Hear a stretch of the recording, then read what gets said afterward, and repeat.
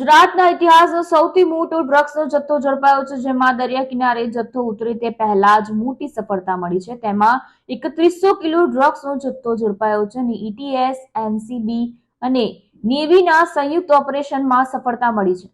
ઈરાની બોટમાં ડ્રગ્સ લાવવામાં આવી રહ્યું હતું અને ઈરાની બોટમાંથી 5 પાકિસ્તાની પેડલરો ઝડપાયા છે, તેમજ 2950 કિલો ચરસ, 160 કિલો મેફમાઇનનો જથ્થો મળ્યો છે, તેમજ 25 કિલોગ્રામ મોર્ફિનનો જથ્થો ઝડપાયો છે। પોરબંદરના દરિયામાંથી અંદાજિત 3 ટન જેટલો ડ્રગ્સનો જથ્થો મળ્યો છે।